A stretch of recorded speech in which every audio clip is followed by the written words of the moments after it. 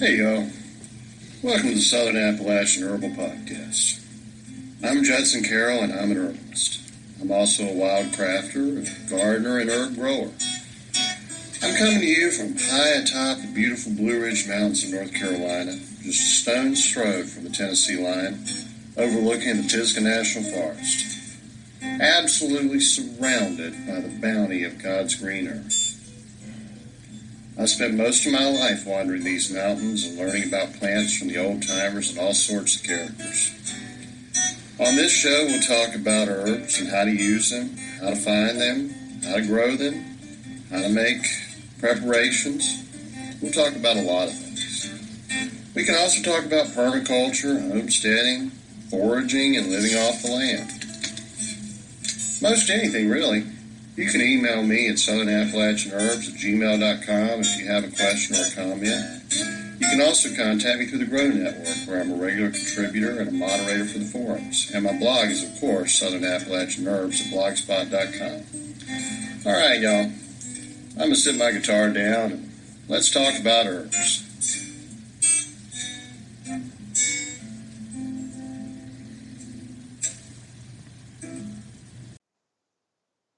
Hey, y'all. Welcome to the show.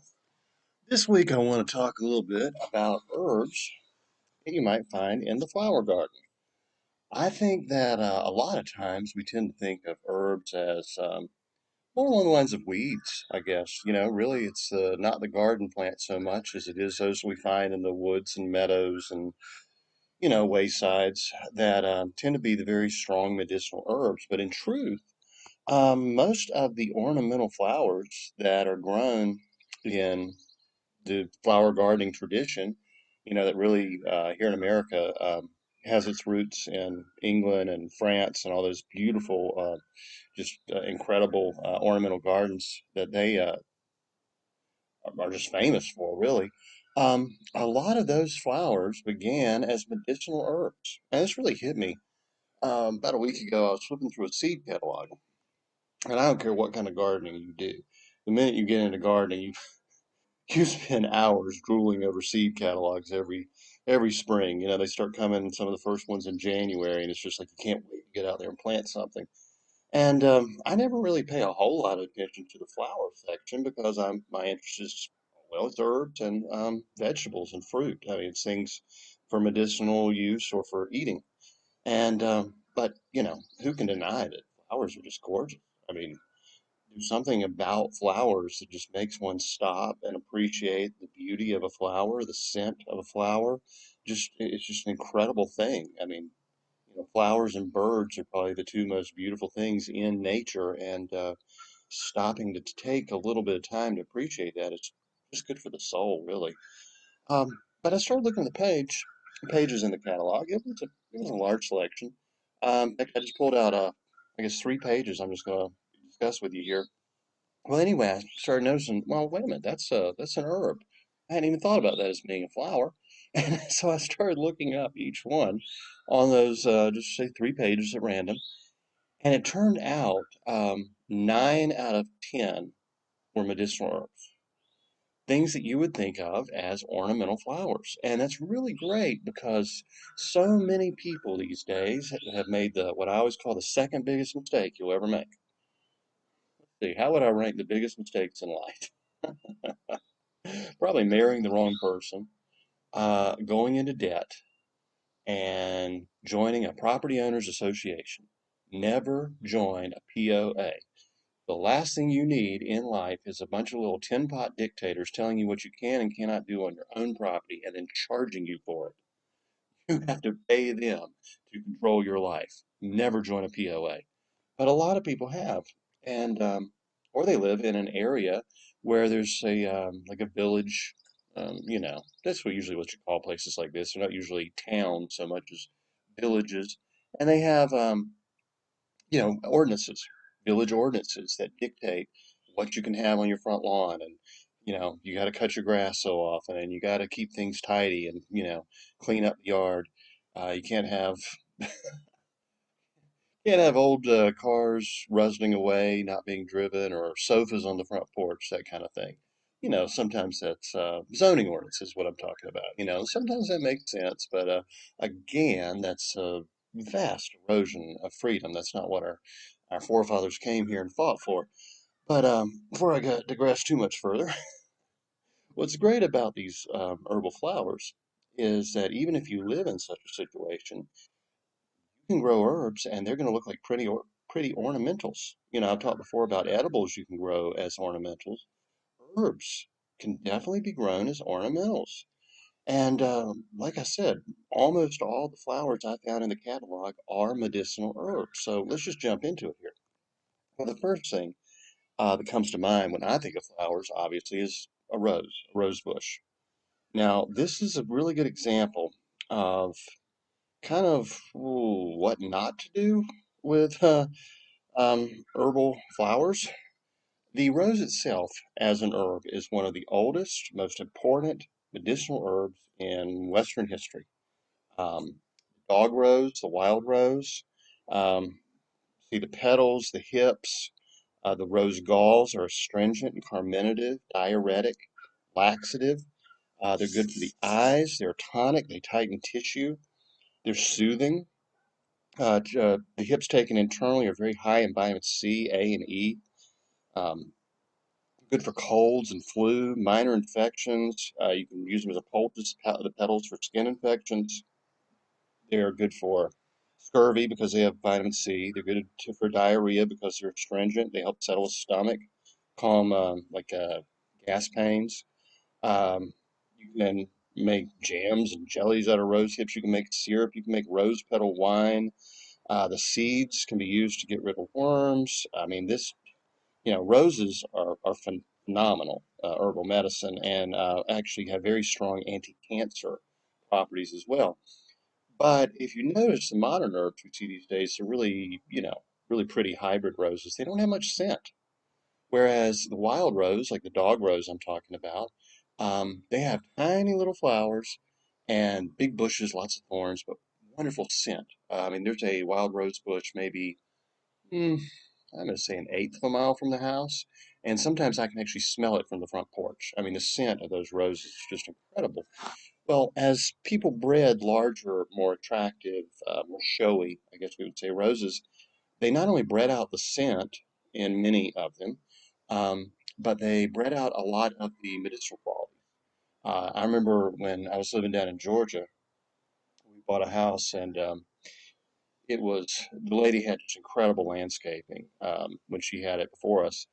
And roses, she had tons of them. I don't even know how many dozens of varieties of very showy roses were in this yard. And let me tell you, I got sick of landscaping very quickly.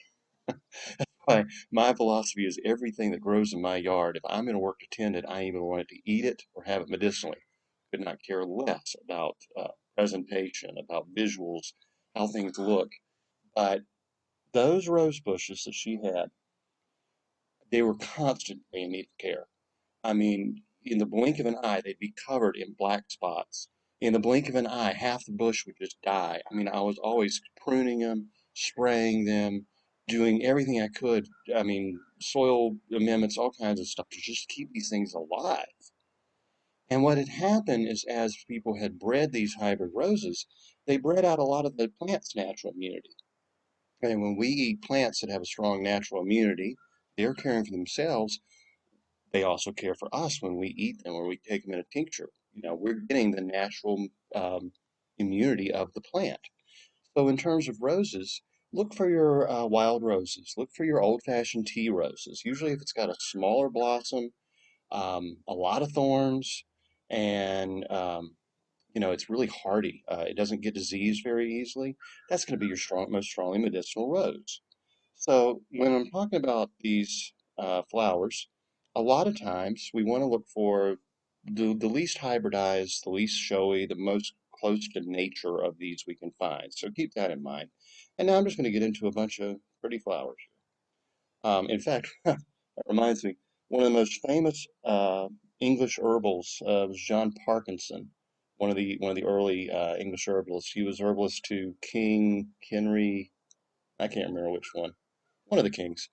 Anyway, he wrote these. this incredible book with just the longest title. Anyway, um, it's Paradisi and soil, like I don't know, 15 other Latin words, but they translate it down to a garden of pleasant flowers. I think that's pretty nice. So, a garden of pleasant flowers. Let's start with alyssum. Now, this is sweet alyssum, alyssum. I'm not a flower guy. I don't know how people commonly pronounce that word. But in Latin, it is Lobularia maritima. It's a very pretty, just ornamental plant. You see it's got a nice, lot of nice little white flowers. Medicinally, the plant is commonly used as antiscorbutic.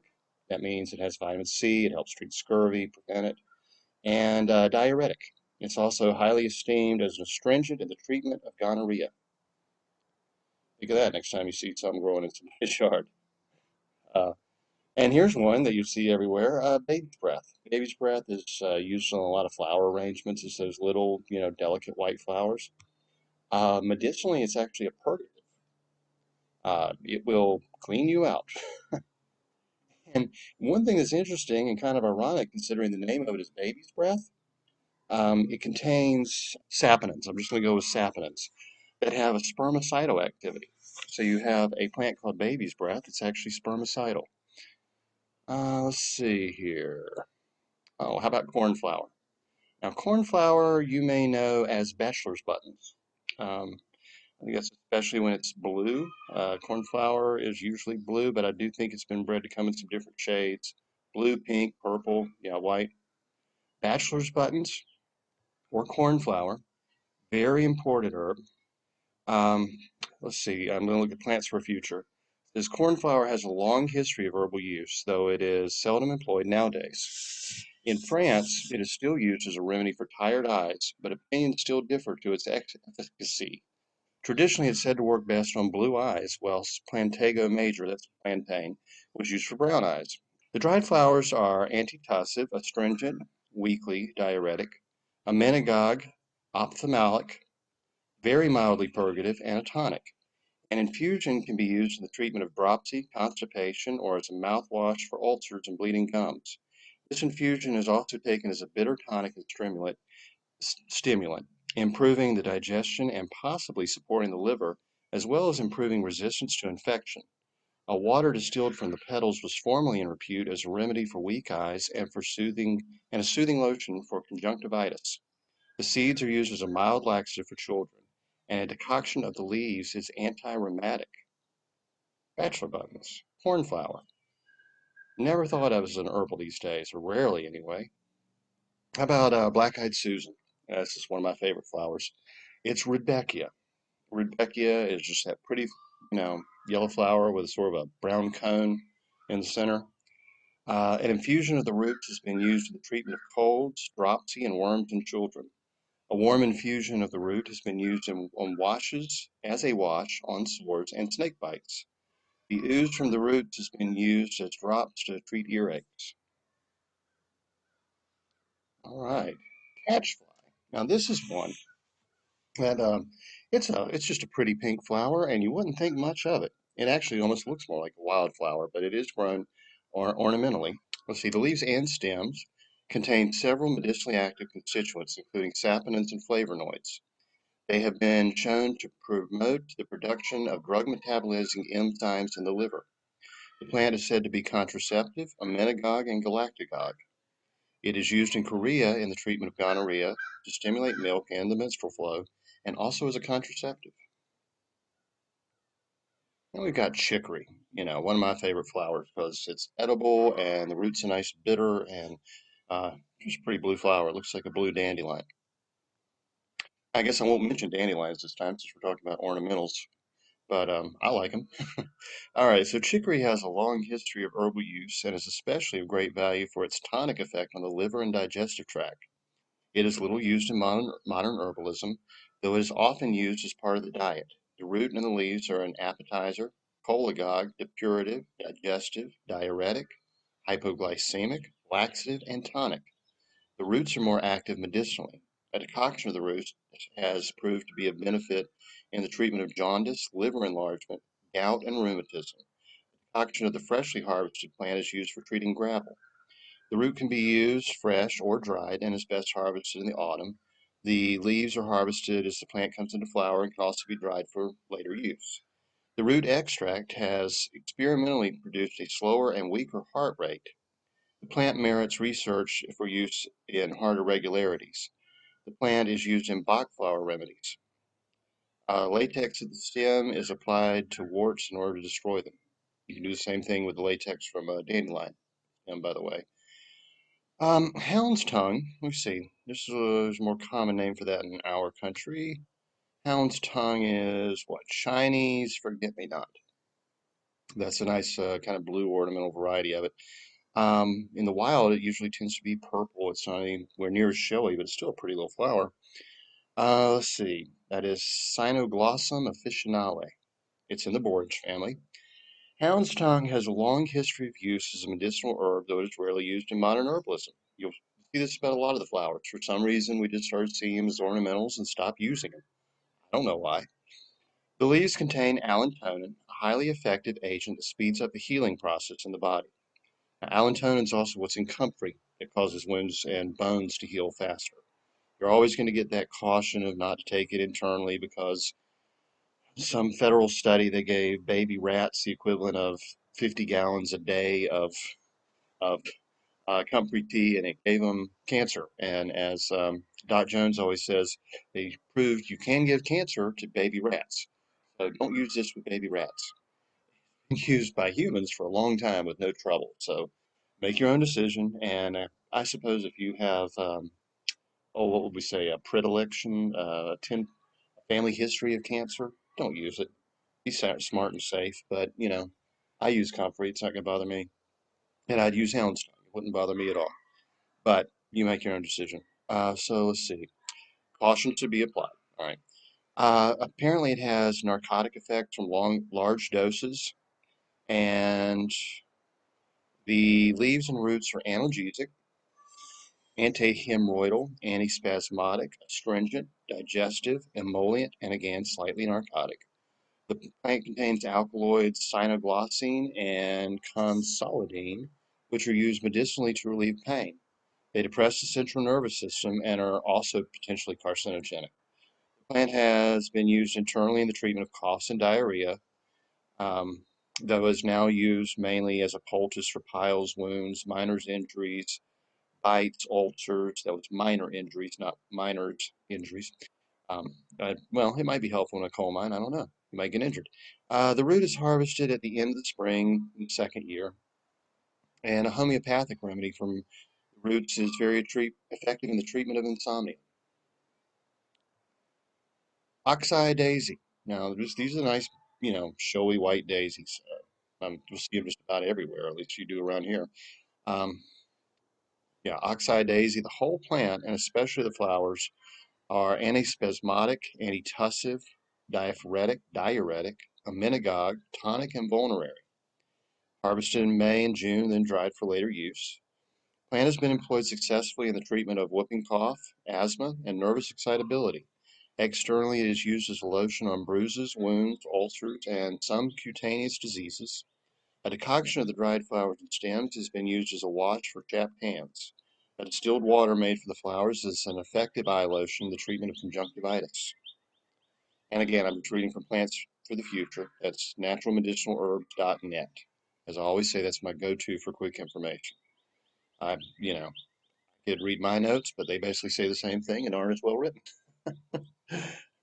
So, Sweet Rocket is another one you're probably going to see under a different name. It's Dame's Rocket. That's what you're going to find in the seed catalog. This is just a real pretty little, almost umbel, I guess, of little purple flowers, little ball of flowers on the top. And they're lavender flowers. They're not really purple. They're soft lavender. So officially, this is Hesperus matronalis. The leaves are astringent, diaphoretic, and diuretic. Best harvested when the plant is in flower. That's when you see it in flower, you know what it is. You can grab those leaves. All right, evening primrose. Now, this one is used very commonly in herbal medicine. You see it in a lot of menopause type formulas, a lot of, you know, estrogen support formulas. Um, And it's also commonly eaten. Really, there's an oil that can be produced from it. But evening primrose, it's Oenothera biennis. The bark and leaves are astringent and sedative. They have proved of use in the treatment of gastrointestinal disorders of a functional origin, whooping cough, and asthma. A syrup made from the flowers is also an effective treatment for whooping cough. The bark stripped from the flowering stem and dried for later use. The leaves are also harvested and dried at this time. Evening primrose oil has become a well-known supplement since the 1980s. Research suggested that the oil is potentially very valuable in the treatment of multiple sclerosis, premenstrual tension, hyperactivity, etc. It is also taken internally in the treatment of eczema, acne, brittle nails, rheumatoid arthritis, and alcohol-related liver damage. Regular consumption of the oil helps to reduce blood cholesterol levels and lower blood pressure. The seed is a good source of gamma-linoleic acid and unsaturated fatty acid, which assists in the production of hormone-like substances. That's why it's used in so many of those, estrogen-type formulas. Assists in the production of hormone-like substances. This process is commonly blocked in the body, causing disorders that affect the uterine muscles, nervous system, and metabolism. The poultice root is applied to piles and bruises. A tea made from the root is used in the treatment of obesity and bowel pains. So that's a really good one to have around. It's got a lot of uses, and you're never going to find a shortage of information on evening primrose. Let's see. Oh, foxglove. Now here's one, obviously, you're probably not going to use yourself, but it was once a very important medicinal herb. Some people still like to make their own digitalis from foxglove. Digitalis slows and strengthens the heart rate. The problem is, as they say, the therapeutic dose is very close to the toxic dose. And every foxglove plant, depending on the strain it came through, I mean, its history, its ancestral history, where it was grown, how it's grown, what conditions that year. Is it on a dry year? Is it a wet year? Is it, how much sun is it getting? The amount of the digitalis like compounds in foxglove will vary. You would have to grow the same seeds year after year in the same place, in the same conditions, to have an idea of exactly how much digitalis is in the tincture you make from your own homegrown foxglove. A little bit too little isn't going to be effective, and a little bit too much can kill you. So obviously, we should probably not grow digitalis for herbal use unless we really, really, really know what we're doing. And I'm not an expert on it, so I'm not going to do it. It is a very pretty plant. Let's see, hollyhock. Now everybody knows hollyhock. Hollyhock's in the mallow family, and it can actually be used. I mean, so there's nice big flowers, and it's just but anyway, it can be used just about any way that marshmallow can be used. The flowers are demulcent, diuretic, and emollient. They are used in the treatment of chest complaints, and a decoction is used to improve blood circulation for the treatment of constipation, dysmenorrhea, hemorrhage, etc.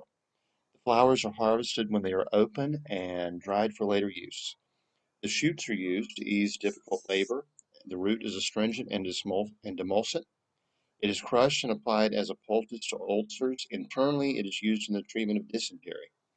The roots and flowers are used in Tibetan medicine, where they are said to have a sweet, acrid taste and a neutral potency.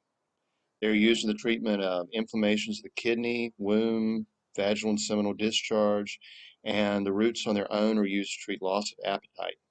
The seed is demulcent, diuretic, and febrifuge. So that's a nice ornamental kind of bushy type plant with beautiful flowers that is very useful in a wide range of conditions. Here's another one. This is 4 o'clocks. 4 o'clocks are an interesting little herb that I am trying to learn more about and not finding a whole lot of information. They are strongly antiviral. Um, they are so antiviral this is to all viruses, not just in humans, but they help combat plant viruses, even tobacco mosaic virus, which is a very strong virus that affects tobacco. Um, a decoction a spray using 4 o'clocks can help prevent those viruses. So I think it has a lot of interesting human use, but I can't find the literature to tell me how to use it, basically. So this is one I'm going to begin experimenting with this year, and I should be able to tell you more about it next year because I am ordering seeds and growing some. So we'll see how that goes. Now let's get to um, Johnny Jump Ups, another fun name. Traditionally, this is known as heartsease, and it's in the violet family. It's Viola tricolor. I did one of my herbal video lessons on Rumble a couple weeks ago on violet. Violet is a flower that has so many wonderful uses, and this is a violet that's been adapted to grow ornamentally. Um, Medicinal use. Heartsease has a long history of herbal use and was at one time in high repute as a treatment for epilepsy, asthma, skin diseases, and a wide range of other complaints. In modern herbalism, it is seen as a purifying herb and is taken internally in the treatment of skin complaints such as eczema. The herb is anodyne, anti-asthmatic, anti-inflammatory, cardiac, demulcent, depurative, diuretic, emollient, expectorant, laxative, and vulnerary. Now that's a medicine cabinet in a flower right there. Being expectorant, it is used in the treatment of various chest complaints such as bronchitis and whooping cough. Whilst its diuretic action makes it useful for treating rheumatism, cystitis, and difficulty in passing urine. It is also used as an ointment for treating eczema and other skin complaints, and is also useful in cases of rheumatism and bedwetting. The plant is harvested June to August and dried for later use. The root is emetic. A homeopathic remedy is made from the entire plant and used in the treatment of cutaneous eruptions. Yeah, I mean, just a simple, pretty little violet flower. Yeah, you know, why not grow it? I mean, like I said, that is a medicine cabinet in a flower. Oh, then we get into the marigolds. All right, so the official marigold is pot marigold. That's Calendula officinalis. When you go to your herb shop and you buy calendula, you're buying pot marigold in its common name. Um, just about every mm, herbal skin lotion concoction they come up with is going to be highly based on calendula. Calendula is just very soothing and good for the skin. And this is if you see in your seed catalog, this is pot marigold. Pot marigold is one of the best known and most versatile herbs in Western herbal medicine and is also a popular domestic remedy. It is above all a remedy for skin problems and is applied externally to bites, stings, sprains, sores, wounds, sore eyes, varicose veins, etc. It is also a cleansing and detoxifying herb and is taken internally in the treatment of fevers and chronic infections. Only the common deep orange flowered variety is considered to be of medicinal value. The whole plant, but especially the flowers and the leaves, is antiseptic, antispasmodic, aperient, astringent, cholagogue, diaphoretic, emmenagogue, skin stimulant, and vulnerary. That means wound healing again. The flowers can be used fresh or dried. The leaves can be used fresh or dried. And you want to harvest the flowers when they're fully open, and they need to be dried quickly in the shade. Tea of the petals tones up circulation and taken regularly can ease varicose veins. An application of the crushed stems to corns and warts will soon render them easily removable. The leaves, blossoms, and buds are used to make a homeopathic remedy, which is used internally in order to speed the healing of wounds. Now, another marigold that you'll see in catalogs is generally called crackerjacks, and that is the African marigold. There are actually about a dozen, maybe 2 dozen marigolds, so you'd have to look them up individually because they're all slightly different. But the African marigold is anthelmintic, aromatic, digestive, diuretic, emmenagogue, sedative, and stomatic. It is used internally in the treatment of indigestion, colic, severe constipation, coughs, and dysentery. Externally, it is used to treat sores, ulcers, eczema, sore eyes, and rheumatism.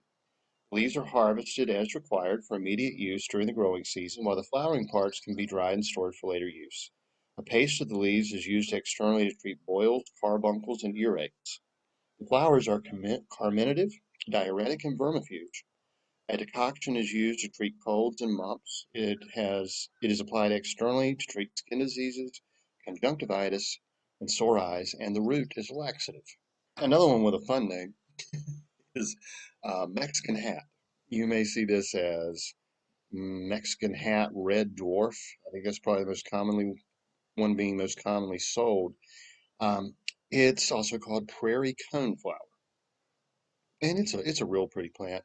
Yeah, Mexican hat dwarf red or prairie coneflower. And let's see, the Latin name for this is Ratibia columnifera. The leaves and stems are analgesic. An infusion is used to relieve the pain of a headache and to treat stomach aches and fevers.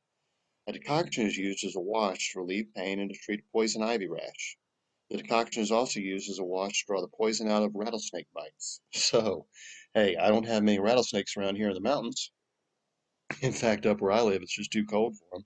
And for some reason, the government decided it'd be a good idea to round up a few thousand of them and put them out on the trails where they could bite people. That was supposed to be reintroducing an endangered species. Unfortunately, they didn't double check to find out that that species doesn't live here, and all the rattlesnakes froze to death that winter. Um, so fortunately, I don't have that to worry about, but we do have a ton of poison ivy, so I'm going to get that one growing. Um, a good weedy herb for poison ivy is touch-me-nots, or what's that, jewelweed. Comes in yellow or orange, and it just grows wild around here. And they always say wherever you see poison ivy or poison oak growing, you're going to have jewelweed or touch-me-nots growing nearby. That's true in the mountains. It isn't true in a lot of places, but this was one that would grow. That's Mexican hat would grow where you can't grow jewelweed, where it's just too sandy, hot, dry. It's not the moist, cool mountains where I live. That's a good one to have. Now here's a really, really cool plant. Um, let's see. Common name. This is another one of those with a fun common name. Is Nigella love in a mist. Now, who doesn't want love in a mist in their garden? Well, it's also called black cumin, or officially Nigella sativa. Like many aromatic culinary herbs, the seeds of black cumin are beneficial for the digestive system, soothing stomach pains and spasms and easing wind, bloating, and colic. The ripe seed is anthelmintic, carminative, and diaphoretic, digestive, um, emmenagogue, galactagogue, laxative, and stimulant. An infusion is used in the treatment of digestive and menstrual disorders, insufficient lactation, and bronchial complaints. The seeds are much used in India to increase the flow of milk in nursing mothers, and they can also be used to treat intestinal worms, especially in children. Externally, the seed ground into a powder mixed with sesame oil and used to treat abscesses, hemorrhoids, and let's see, the powdered seed has also been used to remove lice from the hair. Think of that from Love in the Mist, would you? All right, then we have our ornamental poppies. And last week on the show about pain, I mentioned California poppy. So I don't guess I need to say a whole lot more about that one. If you didn't listen to last week's show, then shame on you. Go listen to last week's show. Uh, California poppy is a bitter sedative herb. It's diuretic. It relieves pain and muscle spasms. It also promotes perspiration. It has some of the pain relieving effects of the opium poppy without the opium. So it's a good one to have around. There's another one you might see in seed catalogs. You see tons of poppies, but I just grabbed a couple at random. The corn poppy, and this is a really common one in America. Let's see. Flowers of corn poppy have a long history of medicinal use, especially for ailments in the elderly and children. Chiefly employed as a mild pain reliever and treatment for irritable coughs, it also helps reduce nervous overactivity. Unlike the related opium poppy, it is non-addictive. The flowers and petals are anodyne, emollient, emmenagogue, expectorant, hypnotic, slightly narcotic, and sedative. An infusion is taken internally in the treatment of bronchial complaints and coughs, insomnia, poor digestion, nervous digestive disorders, minor painful conditions. The flowers are also used in the treatment of jaundice. The petals are harvested as the flowers open and are dried for later use. They should be collected on a dry day and can be dried or made into a syrup. The latex in the seed pods is narcotic and slightly sedative. It can be used in very small quantities, as a sleep-inducing drug. The leaves and the seeds are tonic. They are also useful in the treatment of low fevers. The plant has anti-cancer properties. So that's a cool one you can get. Usually comes, you'll see it mixed in with a bunch of wildflowers if you use those wildflower mixes. Oh, and this one next, I mean, this is just common. This is one of the most popular herbs in herbal medicine and probably one of the most popular flowers to grow in your garden. It's echinacea, purple coneflower. This is the one they used to make snake oil out of because it actually helps treat snake bites. Um, Echinacea is considered to be the most effective detoxicant in Western herbal medicine for the circulatory, lymphatic, and respiratory system. Plants in this genus were probably the most frequently used of the North American Indian herbal remedies. They had a very wide range of applications, and many of these uses have been confirmed by modern science. Purple coneflower is the most easily cultivated of the genus, and so has been more generally adopted for its medicinal uses. The plant has general stimulatory effect on the immune system and is widely used in modern herbal treatments. In Germany, over 200 pharmaceutical preparations are made from echinacea. There has been some doubt over the ability of the bite to absorb the medicinally active ingredients orally, but recent research has demonstrated significant absorption from orally administered applications. The roots of the whole plant are considered to be particularly beneficial in the treatment of sores, wounds, burns, etc., possessing cortisone-like and antibacterial activity. The plant was used by North American Indians as a universal application in the treatments of bites and stings of all types of insects. An infusion of the plant was also used to treat snake bites. The root is adaptogen, alterative, antiseptic, aphrodisiac, depurative, diaphoretic, digestive, silicague. It is harvested in the autumn and dried for later use. So as you can see, that is an incredibly potent and powerful medicinal plant. I think it was Michael Moore that had the story about how when it became popular in the 80s and 90s as a cold and flu preventive or treatment, the pharmaceutical company went nuts and put out what turned out to be a whole lot of false, blatantly false studies claiming that echinacea was ineffective. Well, they did the same thing with kava kava. They did the same thing with L-tryptophan, um, St. John's wort. They did try to do that. When the pharmaceutical industry is threatened with a natural herb, they can falsify studies like a lawyer or a liar. I'll just put it that way. A lawyer or a liar. All right, so let's get back to, oh, and more thing about echinacea is the most effective thing we have for the production of hyaluronic acid. Hyaluronic acid is the reason it was good for snake bites and bites of like the brown recluse spider or the hobo spider. Hyaluronic acid is great for our joint health. We have to have hyaluronic acid. It is like the mortar that holds the cells together, and echinacea both protects it and helps your body produce it. So echinacea is a really good one to grow, and it's an easy one to grow. It's even drought tolerant. All right, snapdragon, one of my favorite flowers. I think snapdragons are so pretty. The leaves and flowers are bitter, resolvent, and stimulant. They have been employed in poultices on tumors and ulcers. It is effective in the treatment of all kinds of inflammation and is also used on hemorrhoids. The plant is harvested in the summer when in flower and dried for later use. Again, it's just a really pretty one to have around, I think. Sunflowers. Now, who doesn't like sunflowers? Sunflower seeds are edible. You can make a wonderful oil from them. Did you know they are also medicinal? A tea made from the leaves is astringent, diuretic, and expectorant. It is used in the treatment of high fevers. The crushed leaves are used as a poultice on sores, swelling, snake bites, and spider bites. Leaves are harvested as the plant comes into flower and dried for later use. A tea made from the flowers is used in the treatment of malaria and lung ailments.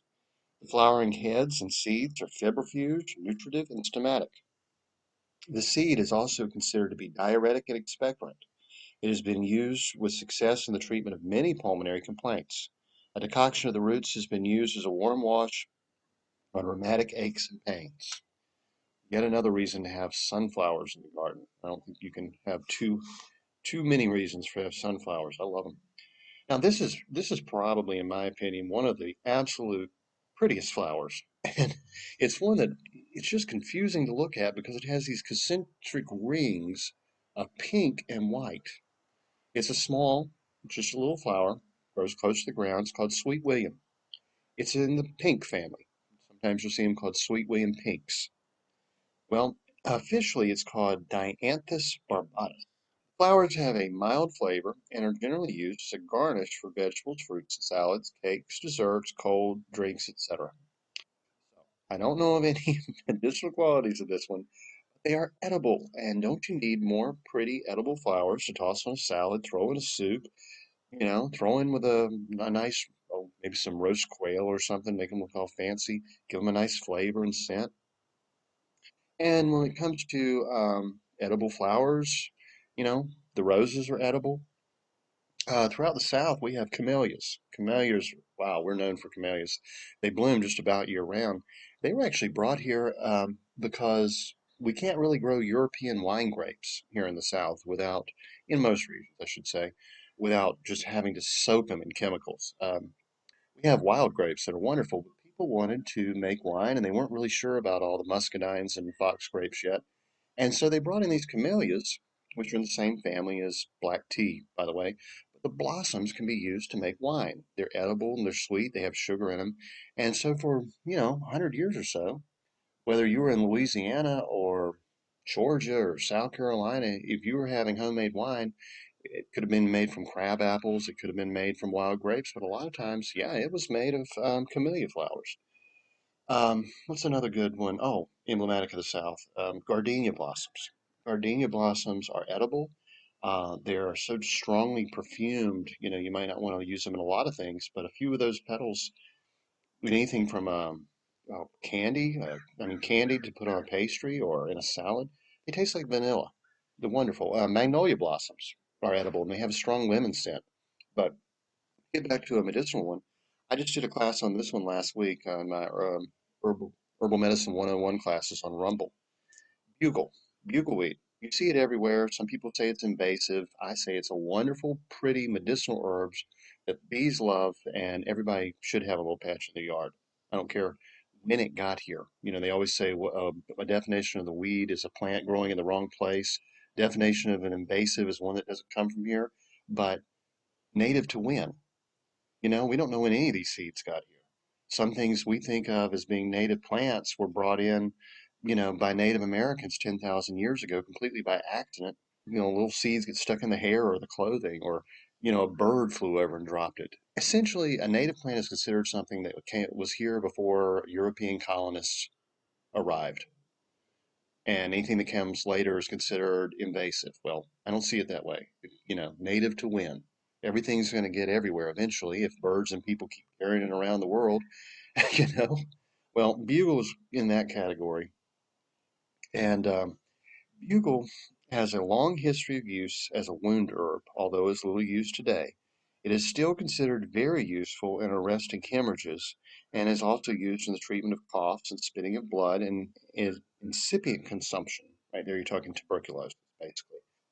The plant contains digitalis-like substances that are commonly used to treat heart complaints, as we all know. It is thought to possess heart tonic qualities. It has been considered good for the treatment of excessive alcohol intake. The whole plant is aromatic, astringent, and bitter. The plant is usually applied externally. It is harvested as it comes into flower in late spring and dried for later use. It is also commonly used fresh in ointments and medicated oils. Homeopathic remedies made from the whole plant and is used for throat irritations and mouth ulcers. Now, bugle has just a really interesting traditional use. It was considered by the English herbalists to be so good for healing wounds that it was even used by soldiers and such injured from swords and being stabbed. It would heal internal wounds, and it is very bitter. It's very good for the liver, and it's also just a very relaxing. It'll mellow you out if you eat a little bit. Anyway, I like bugle. I think everybody should grow bugle. I think everybody should grow violets. I think any useful plant should be grown rather than ridiculous, idiotic grass. That's what belongs in the yard is herbs and edibles, not things that are require tons of Roundup and chemical fertilizers and constant maintenance. So, yeah, I gave you a big list of plants. I hope you probably have two or three of these growing already. If not, go ahead and buy some seeds. Now's the time to get them planted. Stay healthy and stop and smell the flowers. See you next week. The information in this podcast is not intended to diagnose or treat any disease or condition. Nothing I say or write has been evaluated or approved by the FDA. I'm not a doctor. The U.S. government does not recognize the practice of herbal medicine, and there is no governing body regulating herbalists. Therefore, I'm really just a guy who studies herbs. I'm not offering any advice. I won't even claim that anything I write or say is accurate or true. I can tell you what herbs have been traditionally used for. I can tell you my own experience and if I believe an herb has helped me. I cannot nor would I tell you to do the same. If you use an herb anyone recommends, you are treating yourself. You take full responsibility for your health. Humans are individuals and no two are identical. What works for me may not work for you. You may have an allergy, a sensitivity, an underlying condition that no one else even shares and you don't even know about. Be careful with your health. By continuing to listen to my podcast or read my blog, you agree to be responsible for yourself, for your own research, make your own choices, and not to blame me for anything ever.